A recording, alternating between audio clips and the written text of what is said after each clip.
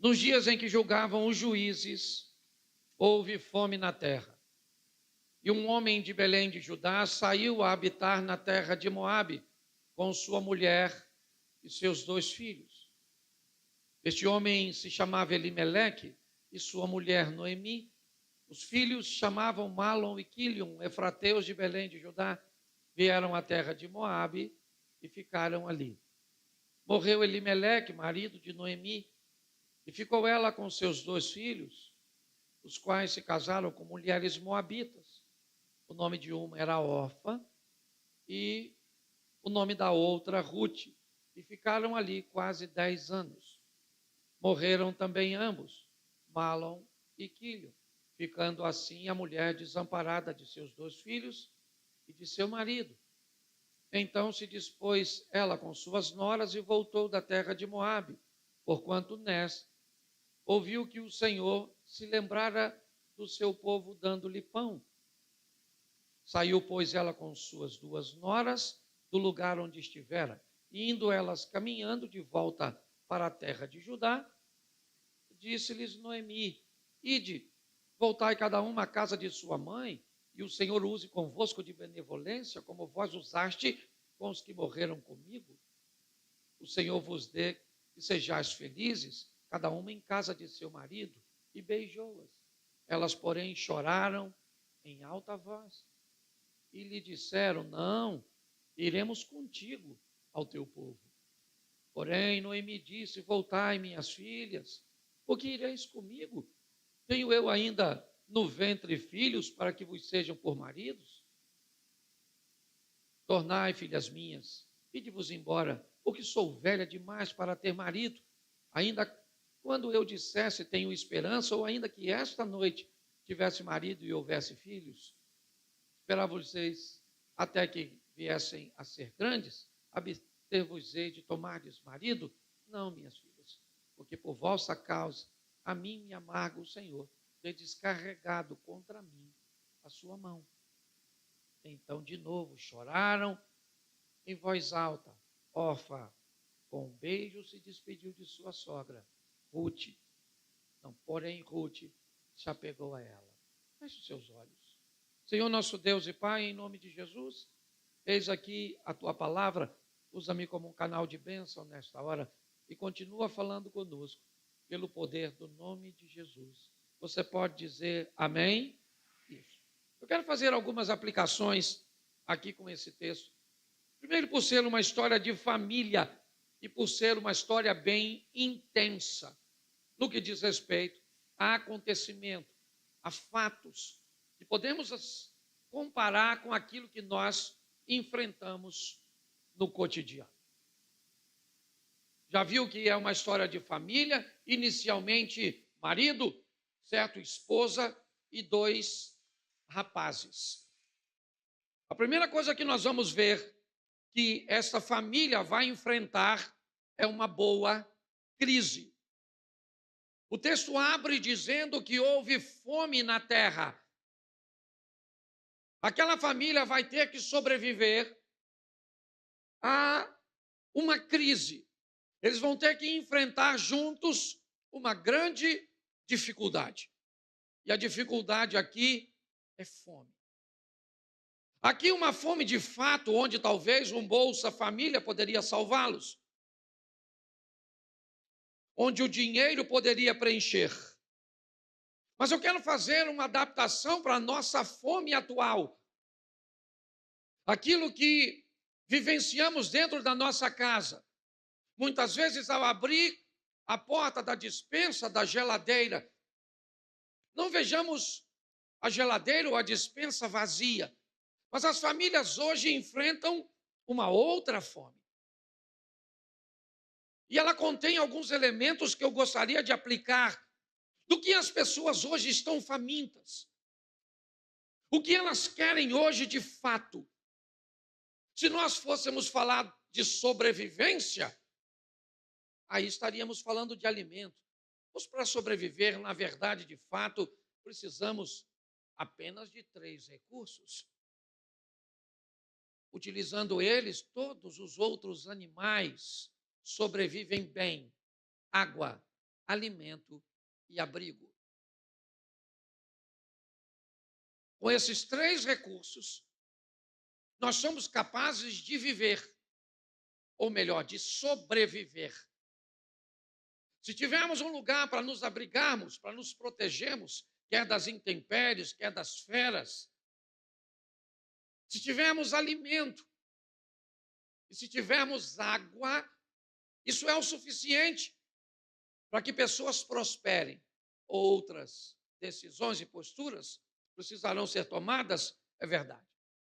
Mas aqui eu quero dizer, não para a nossa sobrevivência, mas para a nossa vivência. Aquilo que vai além do sobreviver, para que haja prazer, satisfação. Nós vamos, e hoje, convivemos com 3 recursos que deixam pessoas famintas. O primeiro deles, atenção. Me veja, me note. Eu quero ser visto, eu quero ser notado. Você já parou para pensar o que pessoas são capazes de fazer para chamarem a atenção?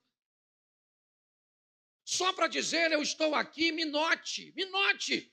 Nós moramos juntos, você é meu cônjuge, você é meu pai, você é meu filho, você é da família, mas eu sou invisível. Pessoas são capazes de beber, de vestir coisas escandalosas, de se comportar de maneira totalmente rebelde, com apenas um desejo. O desejo de dizer para quem convive com ela, para quem ela considere importante, me dê atenção, observe, olhe para mim.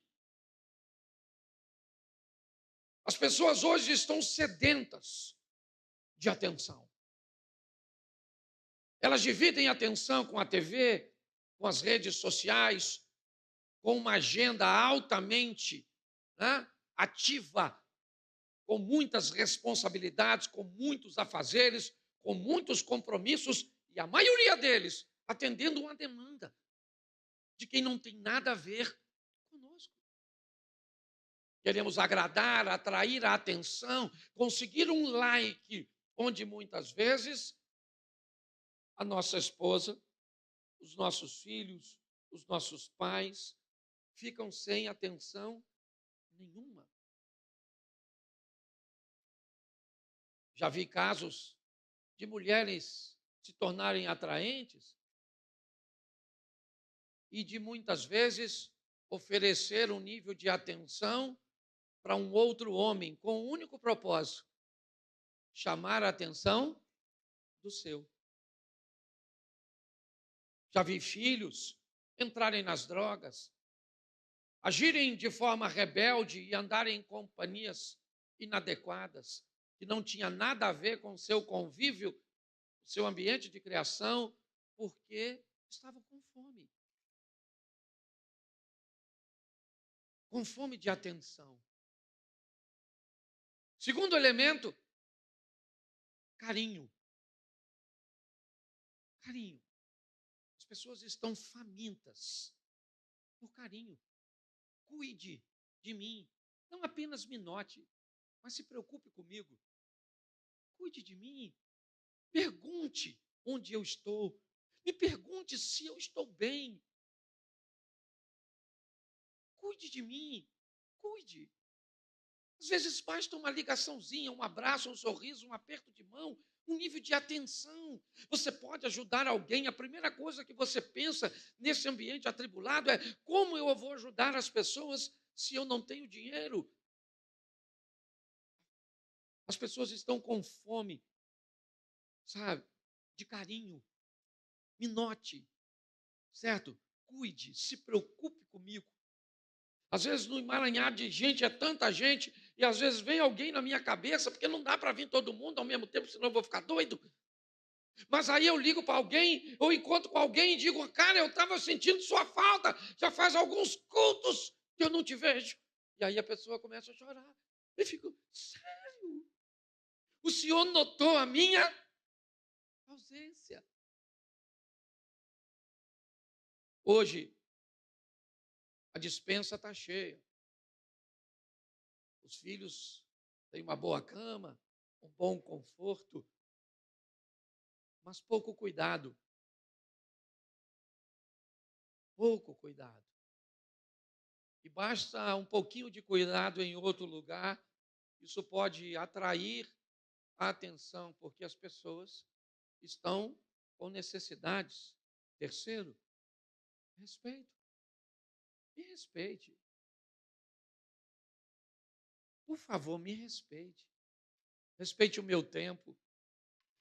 Tenha paciência comigo. Me dê tempo para que as coisas possam acontecer. As pessoas estão com fome de respeito, com fome de carinho, com fome de atenção. Mas quando isso acontece,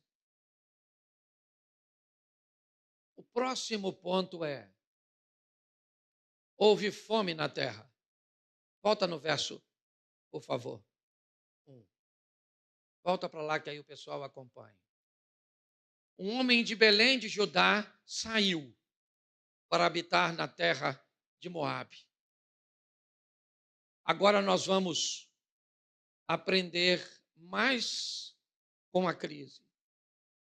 Ela vai precisar impor um nível de mudança. Mudança, transformação. Qual é o grande problema das mudanças quando o assunto é família? Não costuma haver sincronismo na mudança. Normalmente, as mudanças não acontecerão de forma simultânea. E aí nós teremos um sério problema. Se não dá para mudar os dois ao mesmo tempo, se é quase impossível ver marido e esposa mudando, pai e filho mudando, sogra e nora mudando ao mesmo tempo, o resultado dessa equação é extremamente problemático. Por quê? Quem é que muda primeiro? Quem é que vai mudar primeiro? Mudanças. Elas são difíceis. Eu tenho vivido e imposto sobre mim um nível de mudança em algumas coisas. Eu gosto muito de falar de mim mesmo, algumas pessoas não gostam disso, mas eu gosto porque aí eu sou minha matéria-prima. Então, eu sou um cara que eu tenho dificuldade de pegar a quinta camiseta da gaveta sem bagunçar as 4 de cima.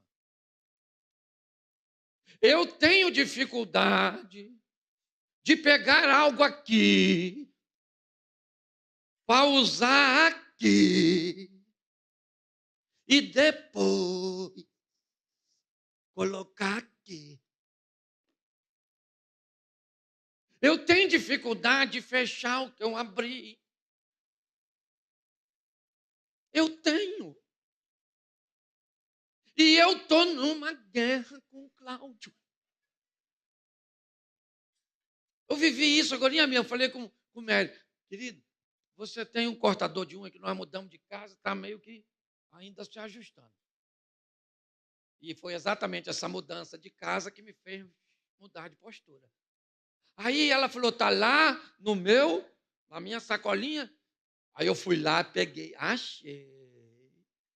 E assim que eu peguei a sacolinha, que eu botei em cima, que eu peguei o cortador, já me deu vontade de deixar a sacolinha em cima, para não perder tempo.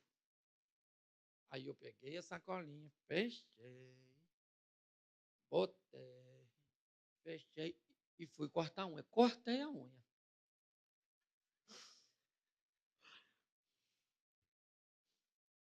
Aí uma voz começou a falar comigo. Agora, Cláudio, você é uma nova pessoa. Você já vai morar no céu, você só tem que aprender a ser mais...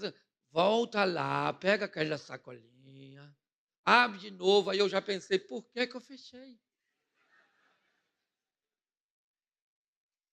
Fui lá. Eu queria Não. Foi fácil? Não. Mas talvez você, engraçadinho, pense assim, pastor, eu tenho a maior facilidade de fazer tudo isso. Claro, porque você já adquiriu o hábito. Mas quem não tem? Mudança é um negócio difícil. Mudar não é fácil, não. Mas é necessário as mudanças. Ou elas são necessárias. Mas nós temos um problema gravíssimo quando o assunto é mudança. O primeiro é mudar. Sim ou não? Mas se você pensa que esse é o maior, você está muito enganado. Mudar não é tão difícil quanto depois que você mudou, continuar vivendo com quem não muda. Porque você, quando muda, você descobre que é possível. E aí você agora se torna intolerante com as pessoas, porque eu mudei. Mas aí você pega seu filho, que tem 14 anos, e você tem 60, e mudou agora. Seu menino só tem 14.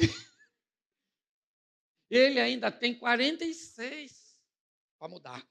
Mas como você conseguiu a mudança agora, você não tolera mais. Então, nós vamos precisar de mudança. Famílias precisam, tem períodos, tem crises que vão precisar nos expor a um nível de mudança. Posso ouvir um amém? Terceiro ponto. Eu quero ver com você. O primeiro é aprender a lidar com as crises. Amém? Aí nós vamos precisar mudar. Posso ouvir um amém? E o próximo ponto é que o cara está fugindo de Belém para não morrer, muda para a terra de Moabe e acaba morrendo. Deixa eu te falar uma coisa. Família precisa aprender com perdas. Faz parte. Nós vamos ter que aprender com perdas. Que nessa família vem em dois modelos. Um, falecimento. O tal do homem morreu. O Elimeleque. Morreu. Eu faço isso nos meus eventos, palestras e show. Deixa eu ver como é que funciona aqui. Levanta a mão, por gentileza. Todas as viúvas. Tem viúva aqui? 1, 2, 3, 4, 5, 6, 7. 7 aí tem? 7. 7 aqui tem? 8, 9. Aqui tem? 9 viúvas. 10 viúvas. 10 viúvas. Isso lá. 11 viúvas. 11 viúvas. Tá bom, 11 só. É quase grupo de extermínio. 11 viúvas. Olha como é que as coisas funcionam. Estava na Bíblia e vai estar aqui agora. Pelo menos na maioria dos lugares. Levanta a mão, por gentileza, todos os viúvos.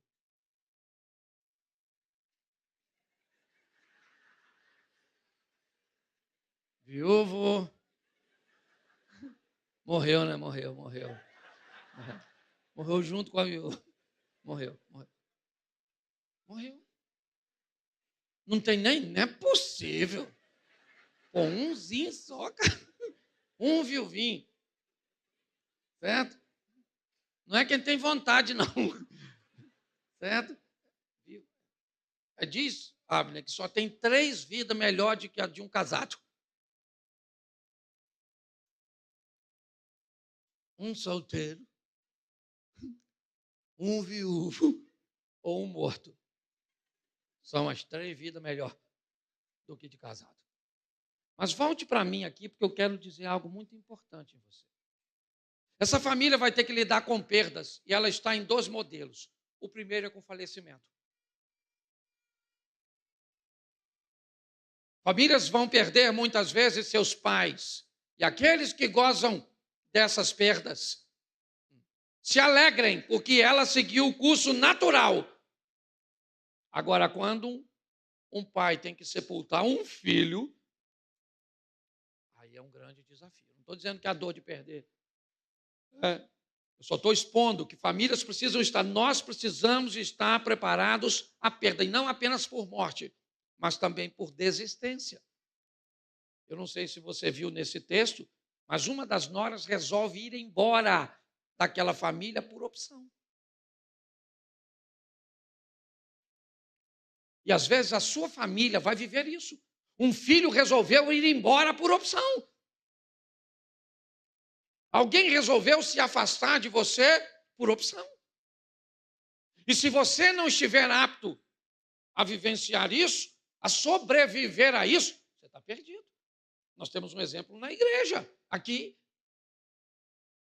a Adriana conhece, da nossa família, perdeu a filha, resolveu que não ia viver mais. Primeira doença que apareceu, ele se entregou e acabou. Um homem saudável, emocionalmente abatido, porque não conseguiu diluir a perda. Então nós precisamos, a vida continua. Quer essa perda seja por morte, quer essa perda seja por desistência. A família traz consigo a formação, na formação, certo? Traz consigo a presença de uma outra pessoa, de uma outra mente. E um belo dia essa pessoa pode levantar e pode decidir que não quer mais você. Isso é agradável, sim ou não? Não, mas é verdadeiro. E muitas vezes nós vamos precisar sobreviver a isso. Perdas. Quarto, certo? Adaptabilidade. Viajam para Moabe para apenas um período, lá morre Elimeleque. Os meninos, então, casam com duas mulheres. O que era transitório passa a não ser mais. E agora, sabe o que acontece? Os dois rapazes acabam morrendo. O que nos expõe a essa família a viver adaptabilidades. Aprender a se adaptar ao novo posicionamento econômico de um provedor desempregado. O novo posicionamento familiar de um ente querido, seja ele, né, por parte da mulher ou do homem que está debaixo de uma enfermidade e que agora requer mais atenção, agora requer mais investimento financeiro. Esse foi um dos maiores desafios que as pessoas viveram durante a pandemia. O Covid-19 trouxe consigo uma expressão, a nova realidade, uma nova forma de se viver, um novo estilo de vida, onde somente fortes e adaptáveis iriam conseguir passar. Casais que não estavam fortes e adaptados sucumbiram ao confinamento. Empresas que não eram fortes e adaptáveis para conviver agora com home office e com tantas outras coisas que precisaram se adaptar. Fé, um novo modelo de culto, pessoas com máscaras, com distanciamento. O grupo de pessoas que não conseguiram voltar depois disso foi grande. Porque a família vai precisar conviver com uma adaptabilidade. Chegou uma criança, eu tenho que me readaptar. É um ambiente, é uma estrutura, uma logística. Agora não tenho mais criança, é uma adolescente. O quarto não é o mesmo. A atenção não é a mesma, a preocupação não é a mesma. Aquilo que nós tínhamos por preocupação de um acidente físico, agora fica com uma influência emocional. Agora os filhos casaram e vão embora, eu preciso me adaptar. Como é que agora eu vou viver? Então as famílias precisam, essa é uma família que nos mostra o poder da adaptabilidade, o poder de lidar com perdas, o poder de enfrentar os momentos de mudanças e entender que as crises fazem parte e nos conduz a um novo modelo familiar, muitas vezes. Hoje, os modelos variam. O matrimonial, certo? Hoje, as famílias constituídas por união estável. Hoje você tem monoparental, quando uma mãe solteira, por exemplo, é apenas um dos pais convivendo com os filhos. Você tem anaparental, quando não tem os pais, são irmãos vivendo juntos. Hoje você tem homoafetivo, quando pessoas do mesmo sexo formam família. Nós estamos debaixo de tudo isso. Se você gosta ou não, se você concorda ou não, isso faz parte da nossa sociedade e muitas vezes até da nossa própria casa, da nossa família. Então nós precisamos estar expostos a tudo isso. Mas um dos momentos extraordinários dessa família é quando Ruth decide ir com Noemi. Agora ela quer voltar para sua terra. Suas duas meninas são moabitas, suas noras. Noemi sabe que se tem um povo que é seletivo, esse povo é o seu. Eles não vão casar com mulheres estrangeiras. Isso é contrário à lei do Moisés. Está lá nas Escrituras. Elas não são mais virgens. Isso seria uma vergonha para o homem. Por isso, Noemi diz: as duas meninas vão embora, casem-se de novo. Eu vou alforriar vocês. E neste momento, nós vamos ter duas posições nessa família. Alguém que desiste e vai embora agora por desistência. E a outra que diz: eu não vou embora, eu vou ficar com você. Mas você tem a liberdade de ir. Eu tenho a liberdade de ir, mas eu não vou, eu vou ficar. Eu decidi ficar. Eu gosto desse parâmetro de liberdade para as duas e da escolha. Escolha. As duas escolheram. É lógico que nunca mais você ouve falar de órfã, porque normalmente a Bíblia não dá muita ênfase aos desistentes. Certo? É assim que funciona. Mas nós vemos aqui que havia uma opção, ou havia a opção, a liberdade de escolhas. Agora elas voltam, depois você lê, são 4 capítulos, é extraordinário. Elas voltam para o território de Moabe, e lá elas precisam encarar a vida de uma outra forma. 2 mulheres viúvas, sem filhos. Sabe o que elas têm a seu favor? Uma lei. E que lei é essa? A lei que elas ficam favorecidas pelo resto das coisas. É isso.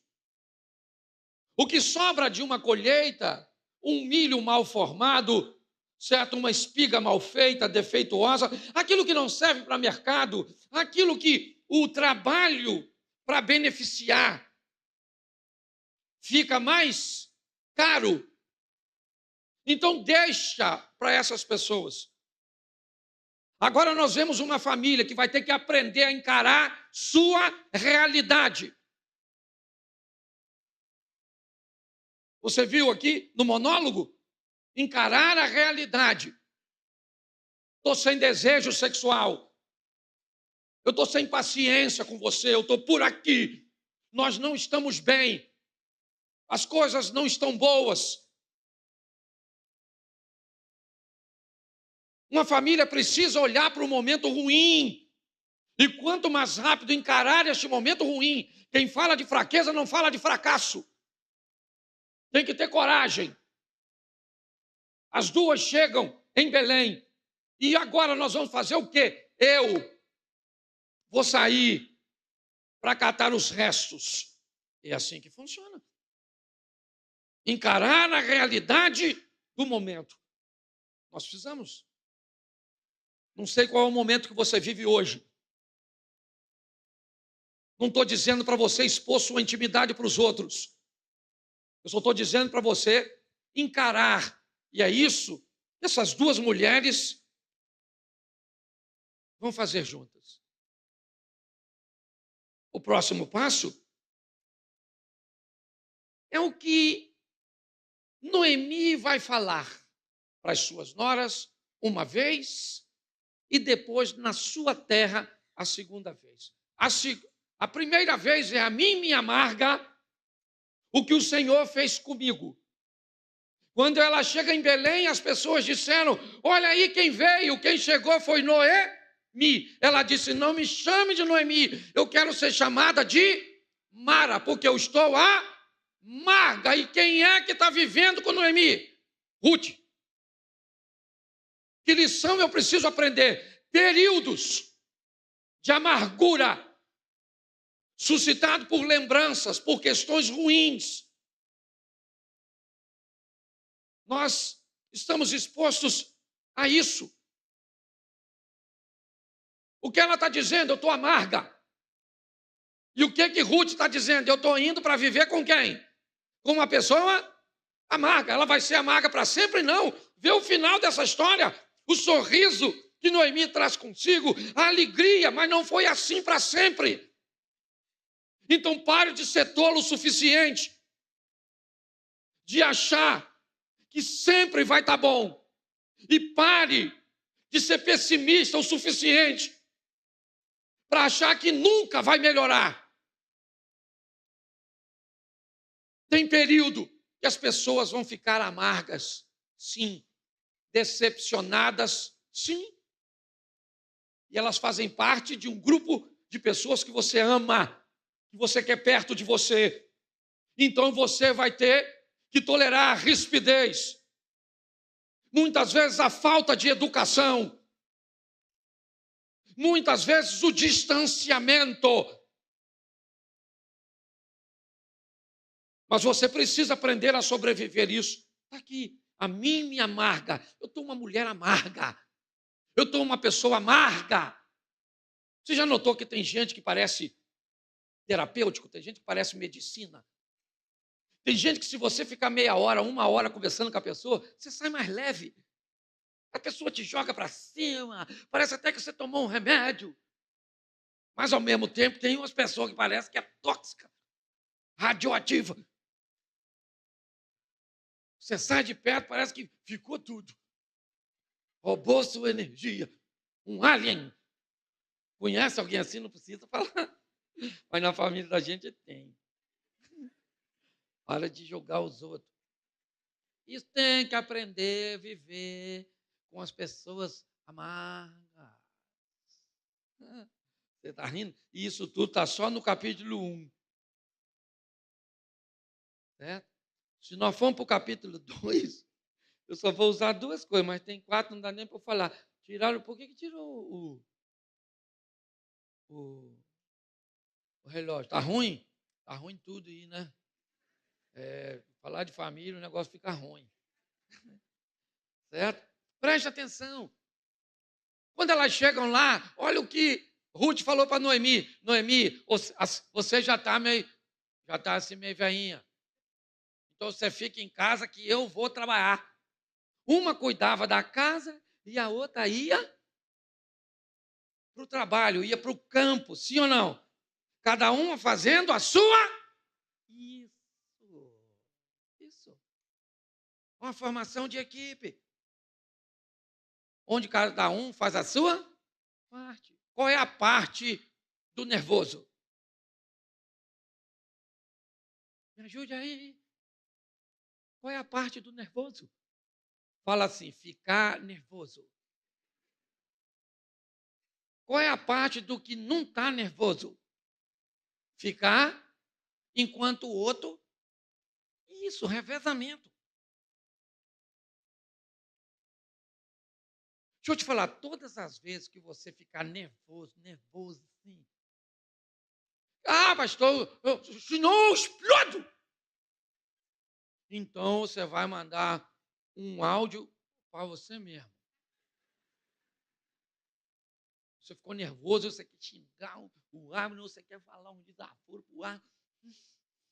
Aí você fala, o Abner, olha, você vai para os infernos, o inferno é pouco. Você vai para o quinto dos infernos, você com Osia, com todo mundo, vai todo mundo, tudo. Mas aí você manda para você. Deixa para mandar para o Abner amanhã. Amanhã você fala, esse, agora eu vou escutar tudo. Eu vou mandar para o Abner. Quando você clicar, nossa, essa pessoa que está falando isso aqui, meu Deus do céu, está violento. Não. Ainda bem que eu não. Isso. Vai aprendendo. Virou um culto de autoajuda.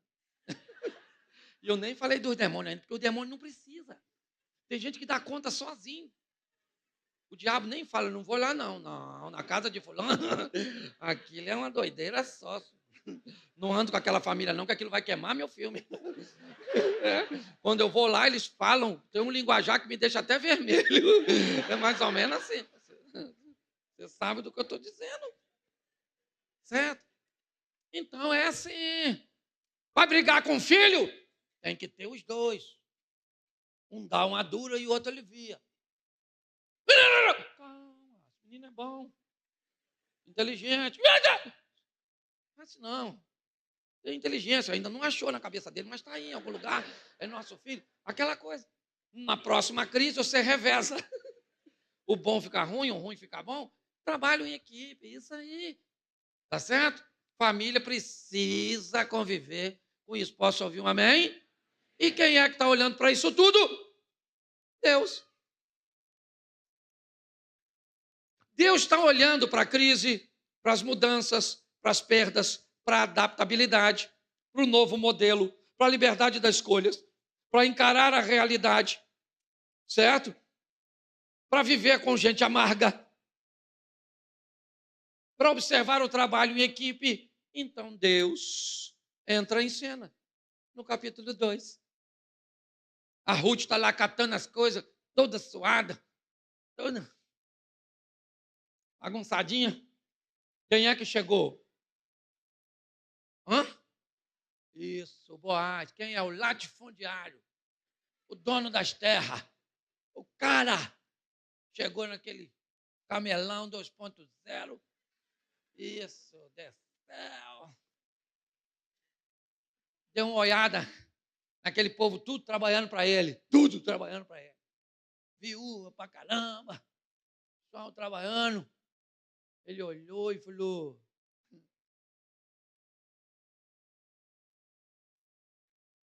maneira aquela garotinha lá, maluco. Quem é aquela lá? Alguém falou: é a Moabita Rutinha. É que era casado com o filho do Limeleque, a Noemi, que está amarguinha. É. Boaz falou: maneira é ela, hein, maluco? Eu pego, hein? O que ela tem para oferecer? Para o mundo físico? Mas para o mundo espiritual? Muita coisa. Rutinha é boa. Tá ruim de achar a Rutinha hoje, hein? As donas, ó, tá ruim, tá ruim, tá ruim. Se achar uma mulher legal hoje, pega. É ouro, ouro. Pastor, na igreja tem muita?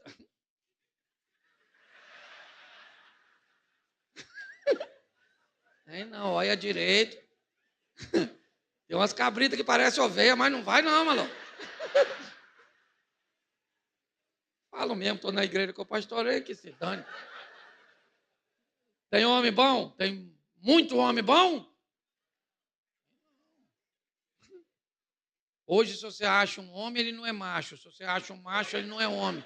E se você achar um macho que é homem, está casado.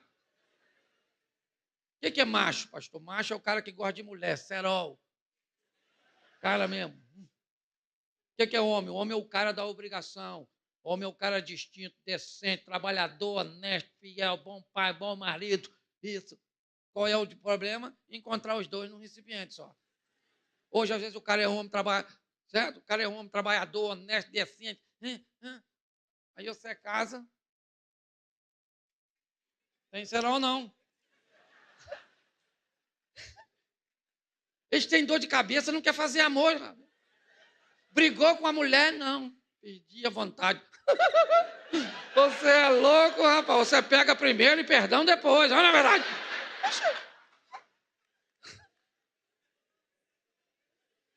Aí o cara, você é homem, não é macho. Você é macho. Sangue de Jesus tem poder. Olha os demônios já querendo chegar. Eu não... Então, Deus está olhando tudo e vai dar o quê? O que essa família precisa? apenas de uma oportunidade, e ela aparece. Boaz se interessa. Vocês gostam da bagunça, né? Não vou falar mais, não.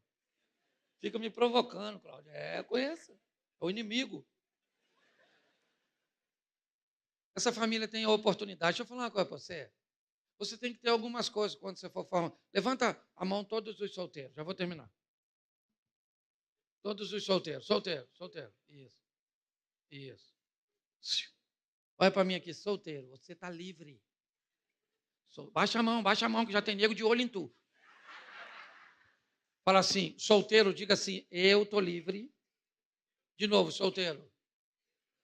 Casado, diga, eu estou preso.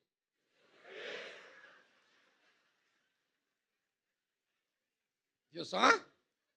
Como é que eles gritaram? Quer ver? Vamos tentar de novo. Casado, diga. O que é isso? Pedir de socorro.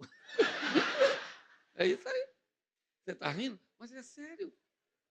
Então não tem mágica quando o assunto é casamento.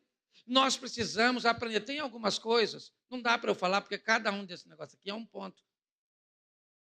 É muito assunto para um dia só. Mas domingo que vem eu vejo se eu falo de novo. E vai embora, porque eu vou repetir a mesma mensagem. E se seu marido não pegou na primeira, não pega na segunda. Deixa ele digerir semana que vem, tá certo? Posso ouvir um amém? Mas é uma oportunidade. O que eles precisam é de uma oportunidade e eles vão receber. O Boaz se interessa por Noemi, que começa catando restos. Ruth, perdão. Se interessa por Ruth, que começa catando restos. Não é assim que ela começa? Porque você deve começar com o que você tem, é a sua realidade. É um pouquinho. É isso. Não estou dizendo que depois de tanta crise, tanta dificuldade, tanta afronta, tanta humilhação, tanto isso, tanta traição, não dá para pagar. Isso aqui não é emoção, não é gaveta, não. Você fecha uma e abre outra. E tudo que estava aqui fica escondido. Não é assim que funciona, não.